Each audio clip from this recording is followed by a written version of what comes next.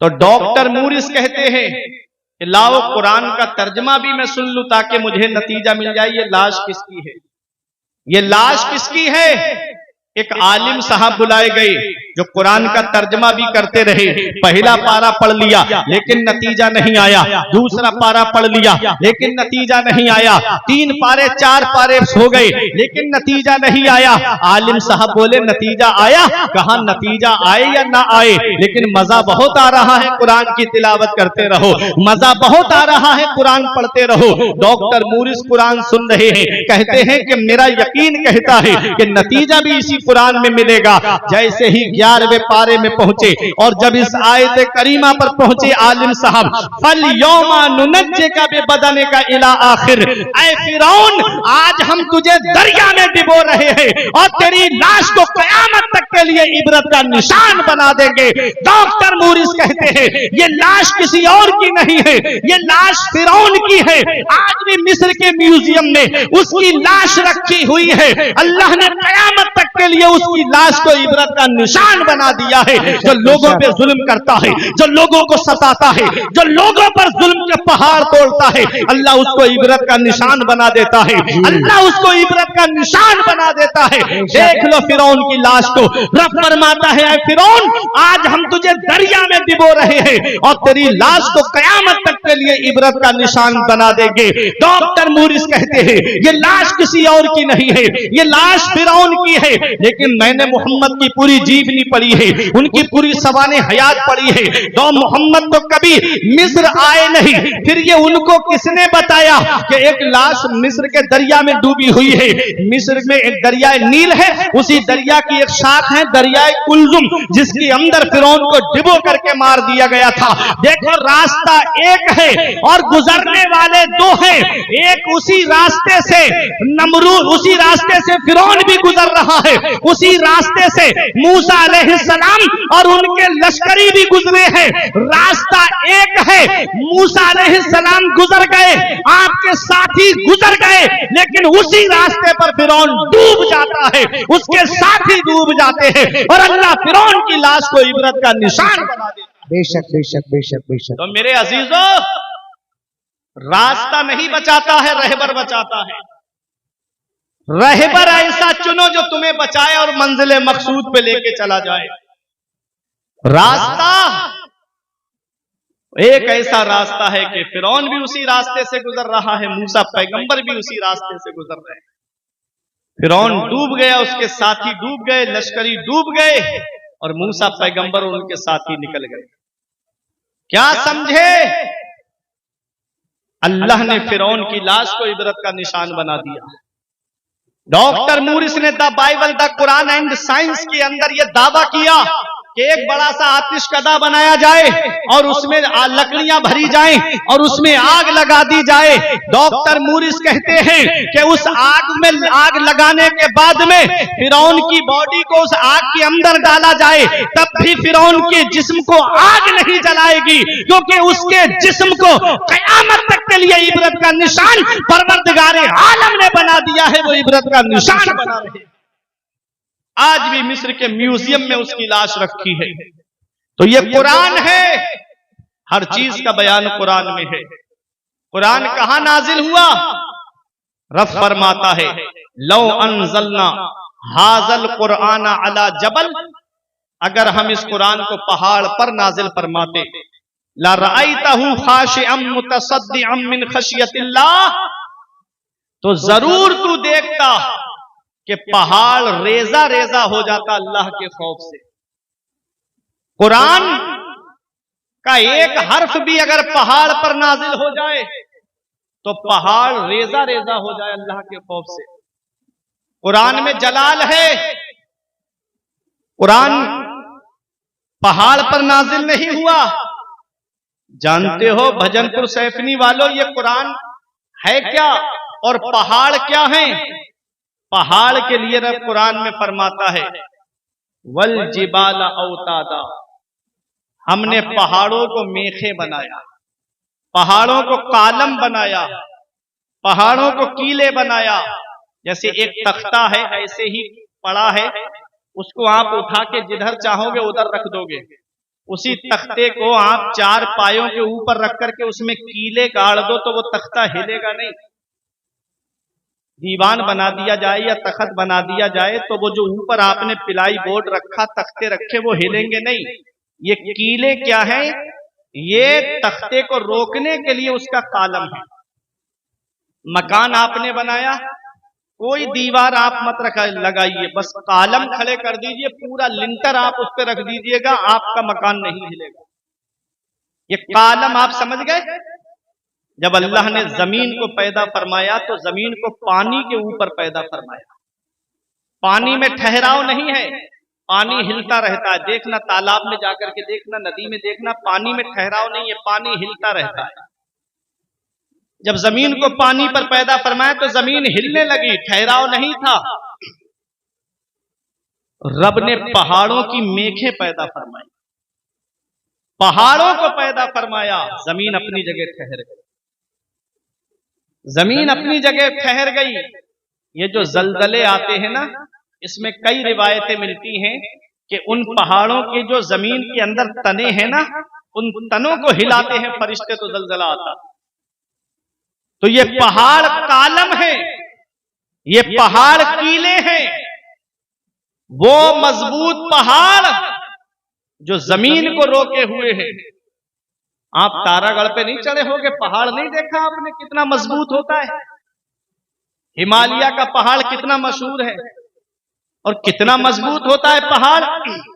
नैनीताल में आप जाते होगे तो पहाड़ नहीं देखे आपने, कश्मीर में आपने पहाड़ नहीं देखे, शिमला मसूरी में आपने पहाड़ नहीं देखे। कितने मजबूत होते हैं पहाड़ और कितने ऊंचे होते हैं। देखने में लगेगा पास में है, लेकिन चढ़ते चढ़ते कार से पूरा दिन लग जाता है। तो कितने मजबूत पहाड़ होते हैं। रब फरमाता है अगर हम कुरान को पहाड़ पर नाजिल फरमाते तो पहाड़ रेजा रेजा हो जाता। बेशक पहाड़ रेजा रेजा हो जाता अल्लाह के खौफ से। तो पहाड़ जैसी मजबूत चीज कुरान को न उठा पाए।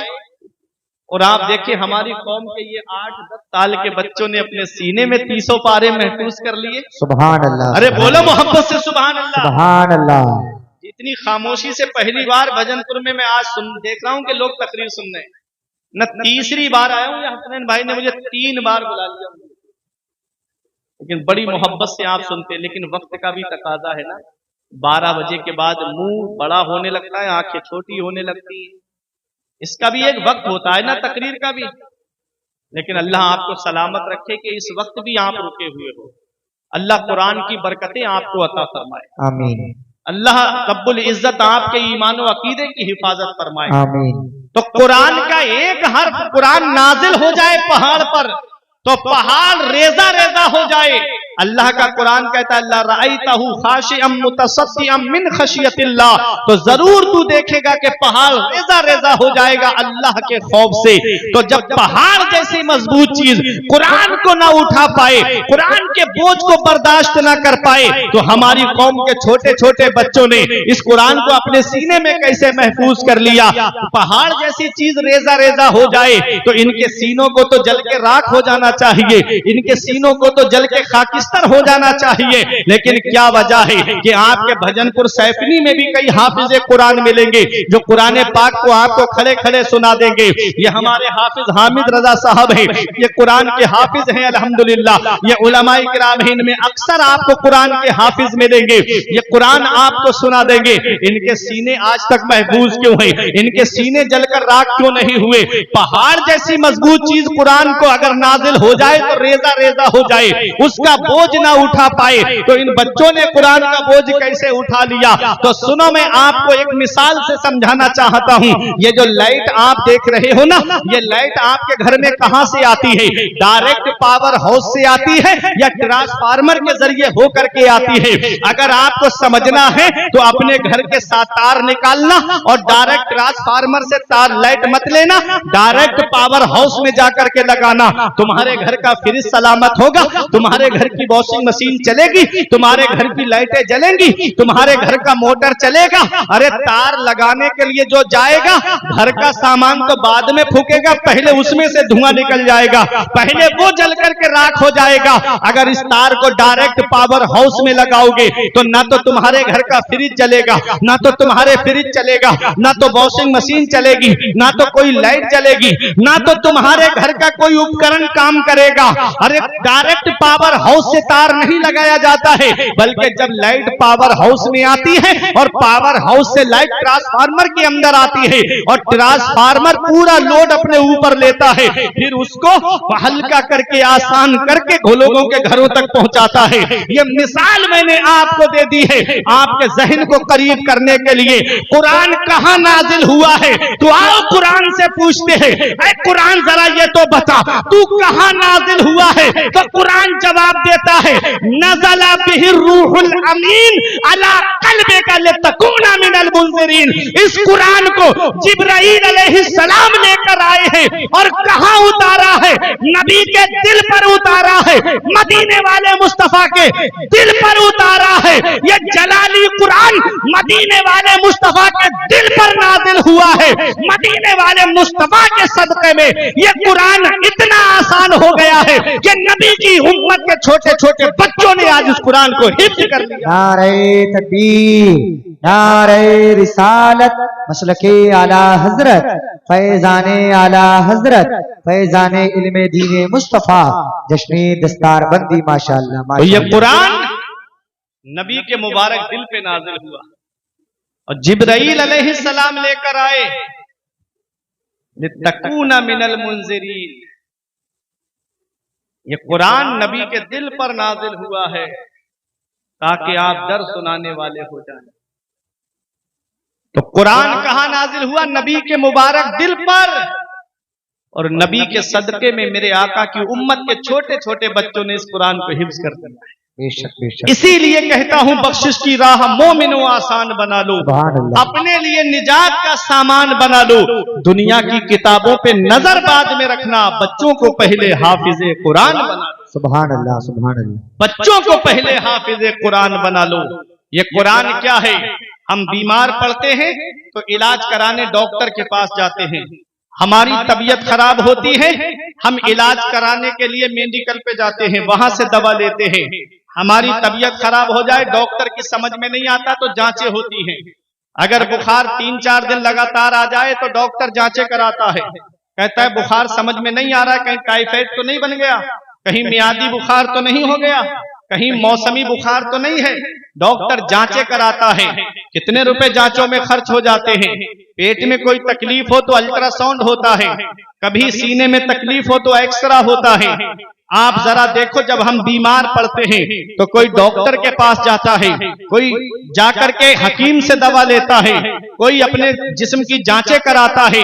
ऐ मेरे प्यारे मुसलमानों, में एक बात आपसे पूछता हूँ, कभी आपने ये सोचा है कि आज मेरा नमाजों में दिल नहीं लगता, लाओ मैं अपना इलाज कुरान से कराऊं? कभी आपके दिल में ये ख्याल आया कि आज मेरा रोजों में दिल नहीं लगता है तो मैं अपना इलाज कुरान से कराऊं? कुरान भी तो हकीम है। रब फरमाता है, यासीन वल कुरानिल हकीम। कुरान हिकमत वाले कुरान की कसम, हकीम कुरान की कसम। तो कुरान भी तो हकीम है। इस हकीम के पास आओ ना अपना इलाज कराने के लिए। आप अगर इस कुरान के पास आओगे और कहोगे कि मैं बीमार हूँ, कुरान मेरा इलाज कर दे, तो कुरान जवाब देगा, वनुनज़्ज़िलु मिनल कुरानी मा हुवा शिफाउन व रहमा व रहमतुल लिल मुमिनीन वला यज़ीदु ज़ालिमीन इल्ला खसारा।